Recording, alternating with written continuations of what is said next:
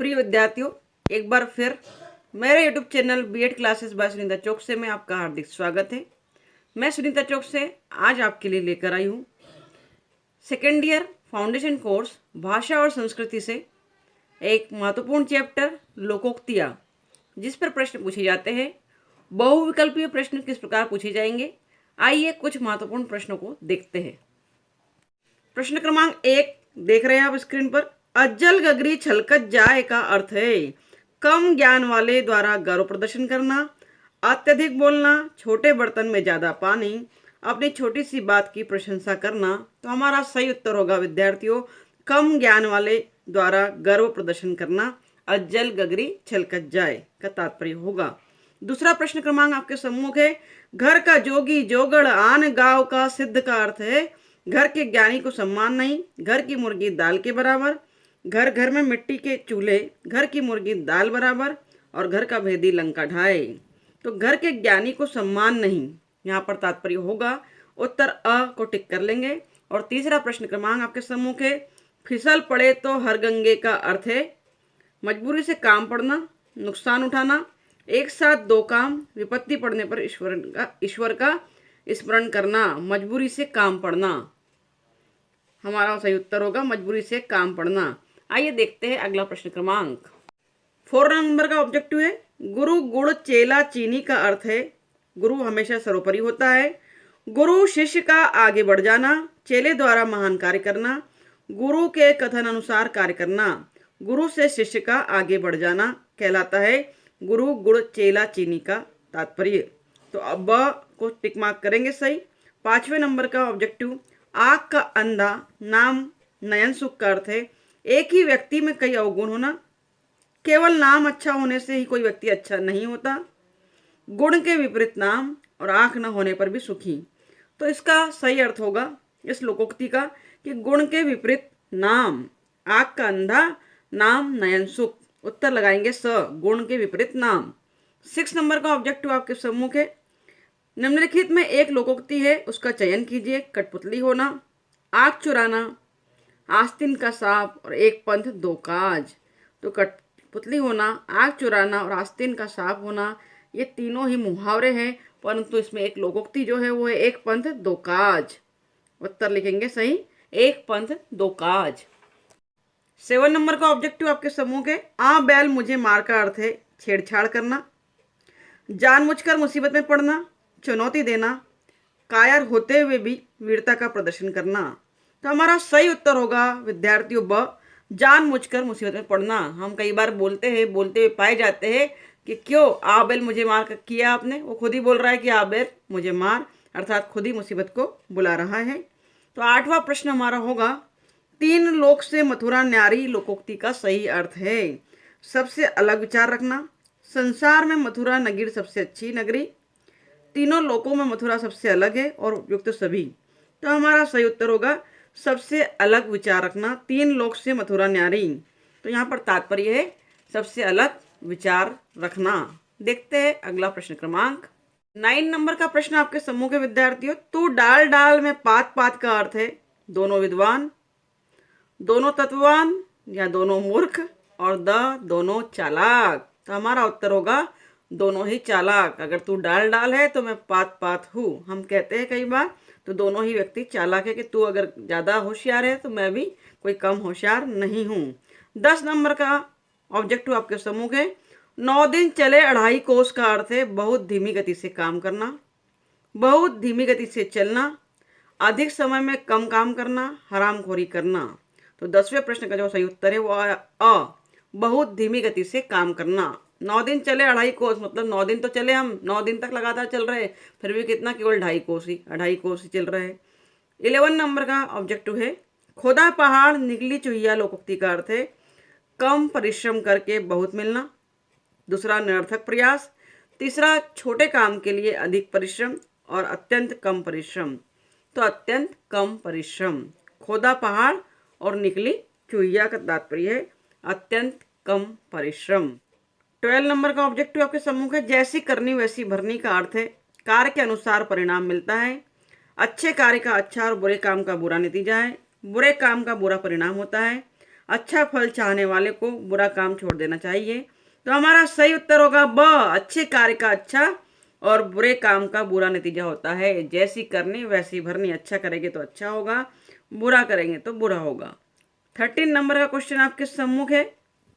आए थे हरि भजन को, ओटन लगे कपास का अर्थ है हरि भक्ति का मार्ग कठिन होता है, उद्देश्य की प्राप्ति में असफल होना, किसी कार्य विशेष की उपेक्षा कर किसी अन्य कार्य में लग जाना और ईश्वर भक्ति को छोड़ व्यापार में लग जाना।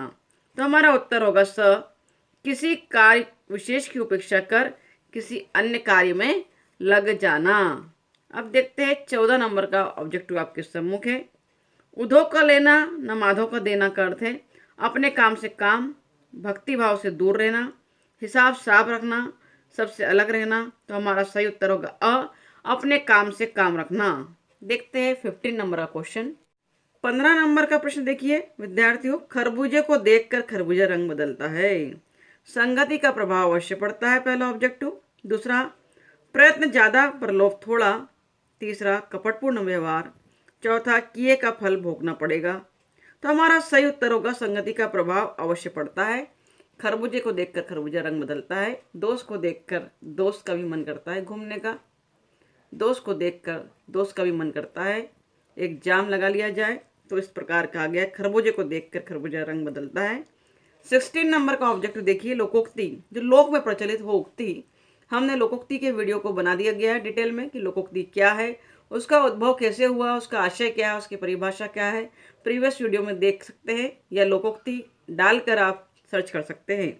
कोयले की दलाली में हाथ काले, 16 नंबर का क्वेश्चन। सोहबत का असर पड़ता ही है, बुरे काम का बुरा नतीजा होता है, बुरे काम में सहायता करने पर बुराई हाथ लगती है, कोयले के पास न जाने पर भी करोच लगी जाती है। तो हमारा सही उत्तर होगा स, बुरे काम में सहायता करने पर बुराई हाथ लगती है। देखते हैं अगला प्रश्न क्रमांक।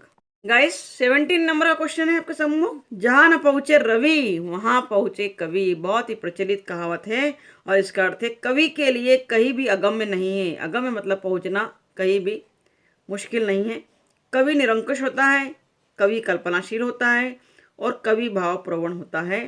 तो हमारा सही उत्तर होगा कवि के लिए कहीं भी अगम्य नहीं है, कहीं भी पहुंचना मुश्किल नहीं है। वो पहुंच सकता है कहीं भी अपनी भावनाओं के माध्यम से, अपनी कलम के माध्यम से, अपनी लेखनी के माध्यम से, अपनी कविता के माध्यम से। इसलिए कहा गया है जहाँ न पहुँचे रवि वहाँ पहुँचे कवि, अर्थात जहाँ सूर्य भी पहुँच नहीं सकता वहाँ पहुँच जाता है कवि, अपनी भावनाओं को लेकर, अपनी तुलिका को लेकर। 18 नंबर का क्वेश्चन आपके सम्मुख है। ढाक के 3 पात का सही अर्थ है स्थिति में कोई परिवर्तन नहीं, स्थिति का परिवर्तनशील होना, परिवर्तन के लिए तैयार होना या उपयुक्त सभी। तो स्थिति में कोई परिवर्तन नहीं, अ हमारा सही उत्तर होगा 18 का, टिक मार्क करेंगे। और 19 नंबर का प्रश्न आपके समूह के, हाथ का मेल होना, दया से भर जाना, अल्प महत्व का कार्य, बहुत गंदी होना और क्षण भर में गायब हो जाना। तो हमारा उत्तर सही होगा अल्प महत्व का कार्य, हाथ का मेल होना, अल्प महत्व का कार्य। देखते 20 नंबर का प्रश्न।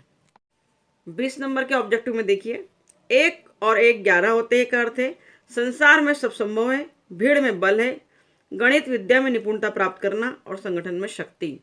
1 और 1 11 होते हैं से तात्पर्य यहाँ है संगठन में शक्ति होती है। 21 नंबर का प्रश्न, काला अक्षर भेष बराबर का अर्थ है छिद्रान्वेषी होना, समदर्शी होना, अनपढ़ होना, अदूरदर्शी होना। तो काला अक्षर भेष के बराबर है कि अनपढ़ होना। और देखते हैं 22 नंबर का क्वेश्चन आपके सम्मुख है। गंगा गए गंगादास, जमुना गए जमुना दास का अर्थ है अपने अपने घर जाना, अपना अपना काम करना, किसी के नहीं सुनना, जिसका कोई दृढ़ सिद्धांत नहीं होता। तो जिसका कोई दृढ़ सिद्धांत नहीं होता, द उत्तर होगा इसका। गंगा गए गंगादास, जमुना गए जमुना दास, किसका कोई दृढ़ सिद्धांत नहीं होता। देखते हैं अगला प्रश्न क्रमांक 23 नंबर का प्रश्न देखिए, काठ की हांडी बार बार नहीं चढ़ती का अर्थ है बुरे दिन हमेशा नहीं रहते, लकड़ी का बर्तन अग्नि से जल सकता है, छल कपट का व्यवहार हमेशा नहीं चलता, दुर्भाग्य की मार बार बार नहीं होती। छल कपट का व्यवहार हमेशा नहीं चलता, काठ की हांडी बार बार नहीं चढ़ती का तात्पर्य है सही उत्तर है छल कपट का व्यवहार हमेशा नहीं चलता। 24 नंबर का प्रश्न क्रमांक आपके समूह के स्क्रीन पर। अपनी डबली अपना राग का अर्थ है स्वतंत्र होना, अपना दुखड़ा रोना, संगठन का अभाव और सबका अपने अपने मन के अनुसार चलना। तो हमारा सही उत्तर है विद्यार्थियों द सबका अपने अपने मन के अनुसार चलना। देखते हैं अगला प्रश्न क्रमांक 25 नंबर का प्रश्न देखिए। जाके पाँव न फटे बिवाई सो क्या जाने पीर पराई का अर्थ है दयालु होना, कठोर होना, दूसरे के कष्ट को अनुभव करना, दूसरे की पीड़ा नहीं समझना। तो जाके पाँव न फटे बिवाई सो क्या जाने पीर पराई का तात्पर्य होता है दूसरे की पीड़ा को नहीं समझना। हमारा सही उत्तर है द। 26 नंबर का प्रश्न। घर का भेदी लंका ढाए से तात्पर्य है घर का भेदी डैश डैश ढाए, बाबरी ढाए, लंका ढाए, अयोध्या ढाए या कहर ढाए।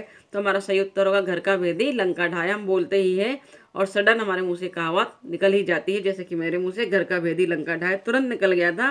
27 नंबर का ऑब्जेक्टिव देखते हैं। अब पछताए क्या हो जब चिड़िया चुग गई खेत का अर्थ है समय रहते काम करना चाहिए, समय पर काम न करने से बाद में पछताना पड़ता है, नष्ट फसल की रखवाली बेकार है, अपने सामान की रक्षा पहले ही करना चाहिए। तो उत्तर ब सही है, समय पर काम न करने से बाद में पछताना पड़ता है। अब पछताए हो क्या होत जब चिड़िया चुग गई खेत। देखते हैं 28 नंबर का प्रश्न क्रमांक। 28 नंबर में देखिए दोस्तों। ओखली में सिर दिया तो मूसलों का क्या डरना का अर्थ है मूर्ख के साथ मित्रता करने पर हानि होती है, मुसीबतों से घबराना किसी भी प्रकार से उचित नहीं है, ओछे व्यक्ति किसी को लाभ नहीं पहुंचा सकते, कठिन काम शुरू करने पर कष्ट तो सहने ही पड़ते हैं। तो सही उत्तर है द कठिन काम शुरू करने पर कष्ट तो सहने ही पड़ते हैं। और 29 नंबर का प्रश्न। भैंस के आगे बीन बजाए भैंस कड़ी पुगराए। भैंस भेरी होती है, अज्ञानी को उपदेश देना व्यर्थ है, भैंस को संगीत अच्छा लगता है, भैंस हॉर्न नहीं सुनती है। तो हमारा सही उत्तर है ब अज्ञानी को उपदेश देना व्यर्थ है। और 30 नंबर का प्रश्न आपके समूह के। आम के आम गुठलियों के दाम दोहरा फायदा। गुठलियों की कीमत होती है, गुठलियाँ भी उपयोगी है, गुठलियों की सब्जी बनती है। तो हमारा सही उत्तर होगा दोस्तों दोहरा फायदा। अब देखते हैं इसी में कुछ और भी लोकोक्तियाँ जो आपको आ सकती है। कुछ और भी लोकोक्तियाँ। एक हाथ से ताली नहीं बजती का अर्थ है विवाद में दोनों ही पक्ष भागी होते हैं, एक पंथ दो काज हम देख चुके हैं, एक साथ दो फायदे, एक थैली के चट्टे बट्टे होना, सभी समान स्वभाव के होना, एक तो करेला ऊपर से नीम चढ़ा, बुरी वस्तु कुसंगति से और बुरी बनती है, एक अनार सो बीमार वस्तु थोड़ी लेने वाले अनेक, 4 दिन की चांदनी फिर अंधेरी रात, क्षणिक शोक उसका अर्थ है, चोर चोर मुसरे भाई अर्थात सब बुरे लोग समान होते हैं, चोर की दाढ़ी में तिनका अर्थ लिखेंगे अपराधी, सशंकित रहता है, काला अक्षर भेष बराबर, सर्वथा निरक्षर और अनपढ़, कोयले की दलाली में हाथ काला अर्थात बुरे काम में बुराई ही हाथ लगती है, का वर्षा जब कृषि सुखाने अर्थात अर्थ है अवसर बीत जाने पर किसी भी चीज़ की उपयोगिता नहीं होती, खोदा पहाड़ निकली चुईया अर्थात परिश्रम अधिक फल कम, गरीबी में आटा गीला होना, खर्चा बढ़ जाना। और भी विभिन्न प्रकार की महत्वपूर्ण लोकोक्तियाँ हैं जो परीक्षा की दृष्टि से महत्वपूर्ण है, ज़रूर पढ़कर जाइएगा। और अगर ये लोकोक्तियाँ और ये वीडियो आपके लिए यूज़फुल है तो इसे अपने दोस्तों से शेयर कर दीजिए दोस्तों। और जल्दी ही अगले वीडियो में हम महत्वपूर्ण चैप्टर लेकर आने वाले हैं। तब तक बने रहिए हमारे साथ, हमारे चैनल के साथ, BEd classes by Sunita Chouk से। Thank you very much for watching my video. Thank